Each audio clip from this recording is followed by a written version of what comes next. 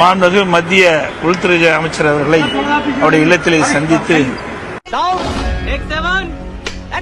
தமிழ்நாட்டில் இருக்கின்ற பல்வேறு பிரச்சனையை மாண்புமிகு உள்துறை அமைச்சருடைய கவனத்திற்கு கொண்டு வந்திருக்கிறோம். மாண்புமிகு உள்துறை அமைச்சருடைய கவனத்திற்கு கொண்டு வந்திருக்கிறோம். சத்தியமா இன்றைக்கு பல்வேறு திட்டங்களுக்கு நிதி காலதாமதமாகிக் கொண்டிருக்கின்றது. அதை உடனடியாக விடுவிக்க வேண்டும் என்று வலியுறுத்துகின்றோம். அதோடு தமிழகத்தில் தொடர்ந்து இருமொழி கொள்கை கடைபிடித்து வருகிறது. அதை தொடர வேண்டும் என்றும் குச்சமே இல்ல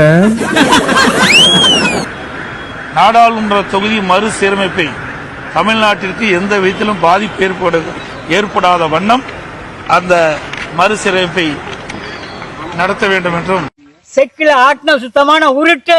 அதே போல சட்ட ஒழுங்கு தமிழகத்தில் அடியோடு சீர்கெட்டிருக்கின்றது. சாத்தான் கோத்திர சம்பவம் இதெல்லாம் மறந்துடக்கூடாது. உங்களை பொறுத்தவரையில் டிவியில் பார்த்து தான் தெரிந்து கொண்டேன் என்று சொல்வதற்கு நாங்கள் தயாராக இல்லை. தைரியம் இருந்தால் நான் பேசும் பதிலை கேட்டுவிட்டு போக வேண்டும். உங்களுக்கு தைரியம் இருந்தால் ஓடுறீங்களா? என்ன நடத்தப்பட்டது? அதிமுகவும் பாரதிய ஜனதாவுக்கும் இடையே கூட்டணி உடன்படிக்கை ஏற்பட்டு விட்டது அப்படின்றத நாம ஏற்றுக்கலாமா? இந்திய அண்ணா திராவிட முன்னேற்ற கழகத்தை பொறுத்த வரைக்கும் முழுக்க மக்களுடைய பிரச்சனை பேசுவதற்கு தான் நாங்க அவரை சந்திச்சு பேசியிருக்கோம். ஒன்னும் பயப்படாதீங்க, கிரெஞ்சி வரவும் கிடையாது.